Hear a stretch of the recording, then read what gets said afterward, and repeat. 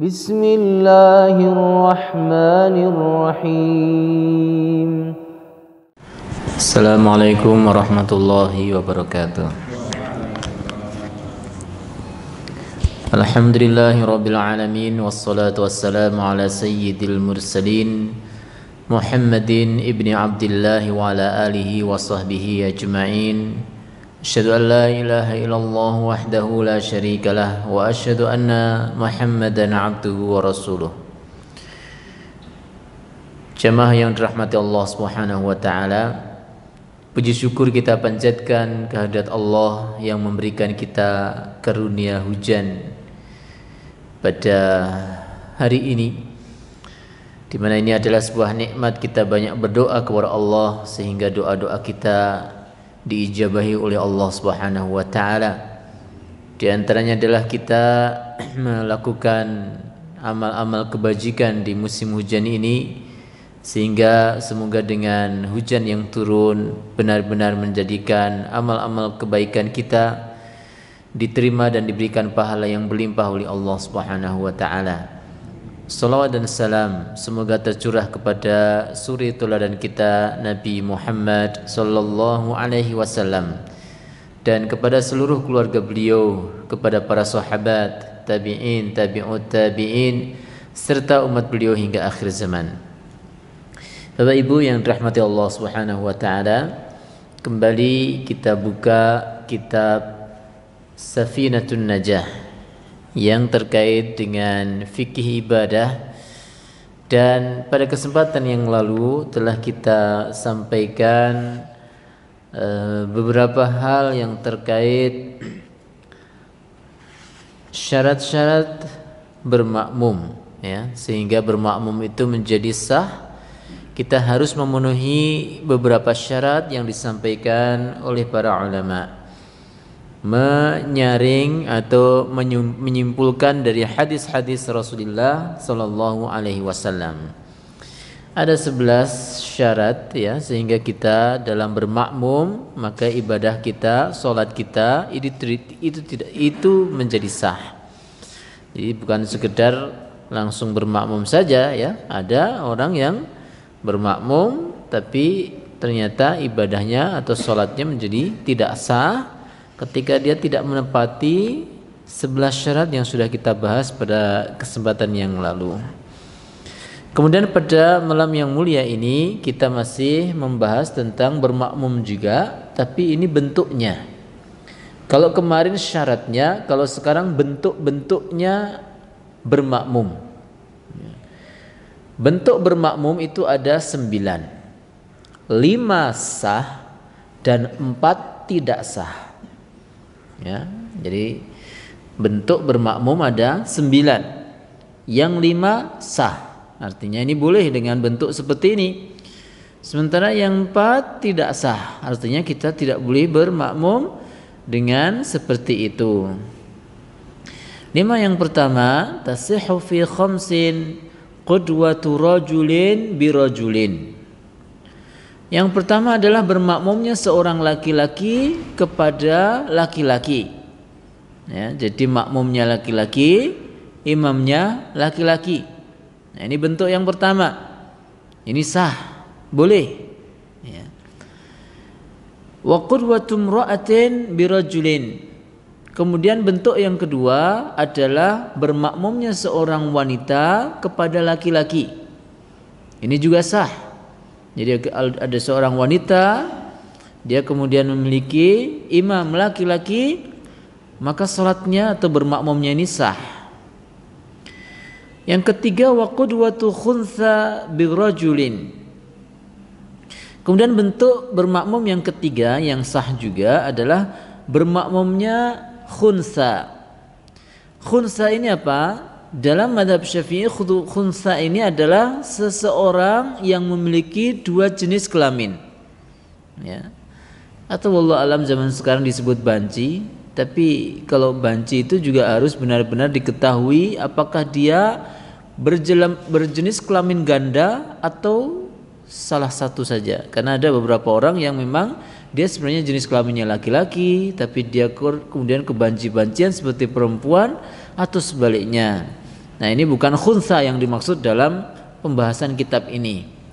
Dalam pembahasan kitab ini adalah seseorang jika ada yang punya jenis kelamin dua, ya, laki-laki dan perempuan, bermakmum birojulin dengan seorang laki-laki, maka sholatnya sah. Ya, ini sah. Ini bentuk yang ketiga, yaitu khunsa atau seseorang yang punya dua jenis kelamin bermakmum kepada seorang laki-laki. Wa qudwatum ra'atin bi khunsa.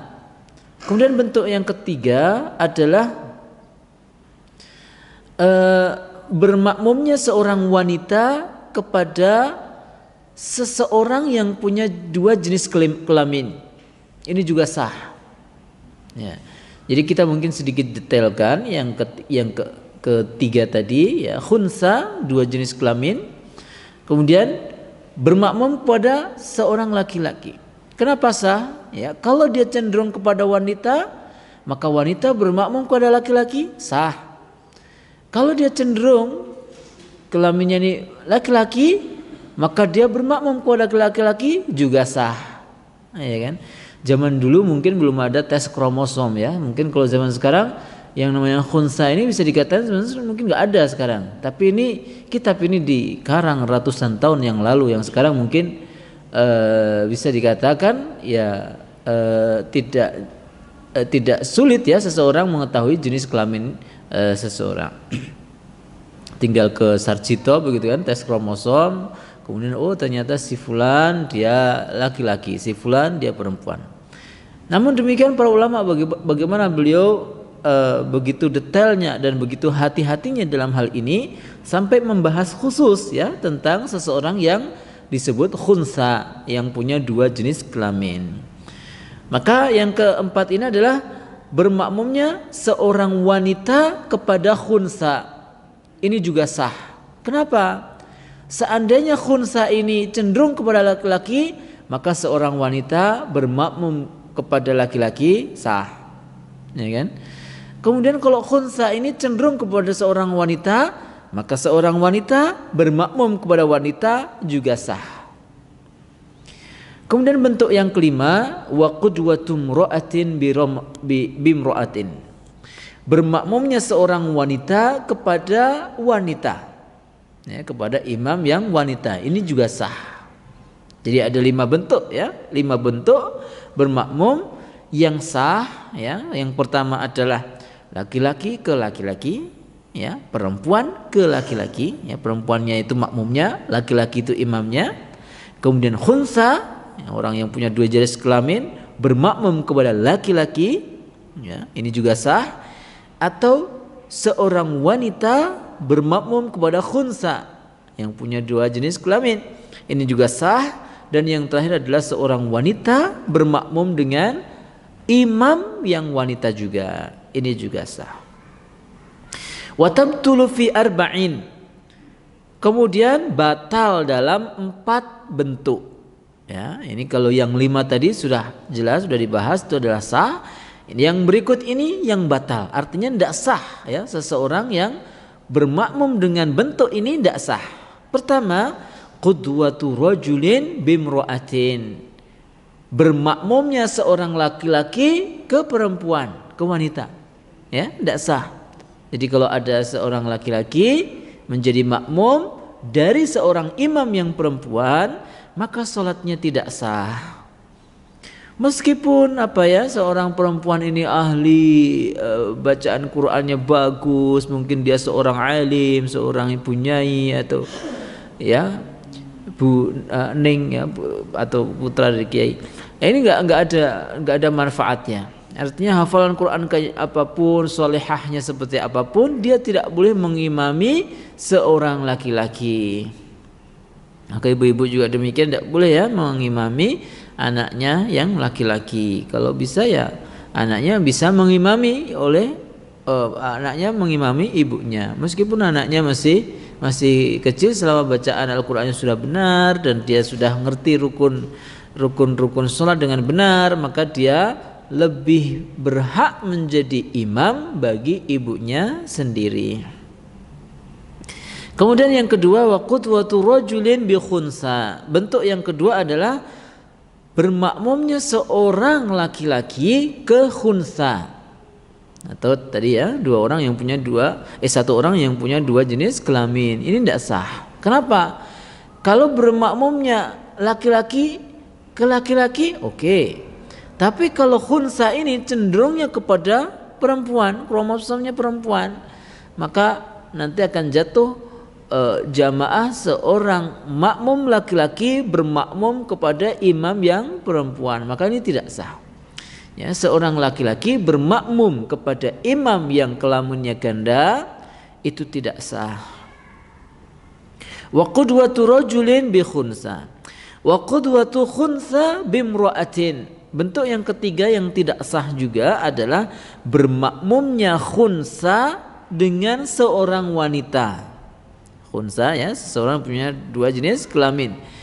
Kalau dia cenderung kepada wanita, bermakmum kepada wanita, oke, dia nggak masalah. Tapi masalahnya nanti kalau dia cenderung kepada laki-laki, dia bermakmum kepada seorang imam wanita, maka menjadikan sholatnya tidak sah. Maka bermakmumnya khunsa, atau bahasa saya mungkin bahasa mudahnya banci begitu ya. Walaupun itu sebenarnya bukan banci ya, mungkin benar-benar ini orang yang punya dua jenis kelamin. Kepada seorang wanita tidak sah, sholatnya tidak sah.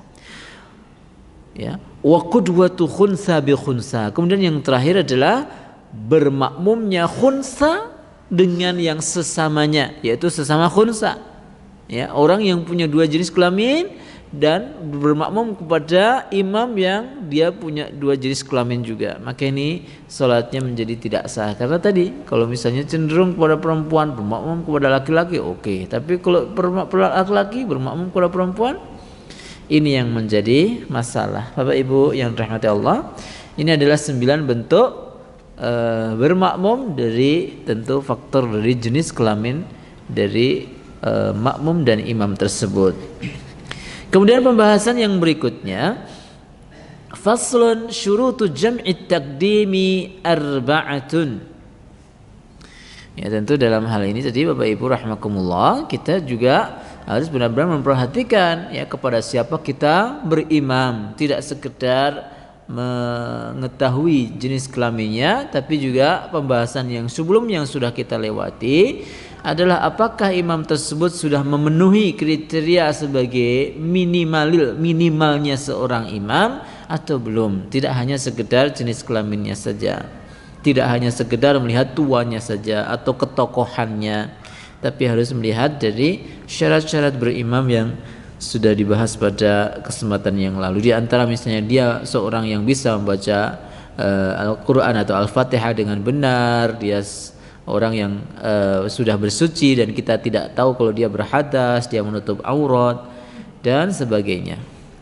Semoga Allah SWT menjadikan kita semua orang-orang yang pandai, orang-orang yang rutin, disiplin dan dalam menjalankan sholat yang wajib, sholat jamaah, dan semoga Allah jadikan anak keturunan kita, para cucu-cucu kita, orang-orang yang menegakkan salat dengan taat kepada Allah SWT. Amin ya rabbal alamin. Sallallahu ala nabiyyina Muhammadin wa ala alihi wa sahbihi ajmain. Assalamualaikum warahmatullahi wabarakatuh.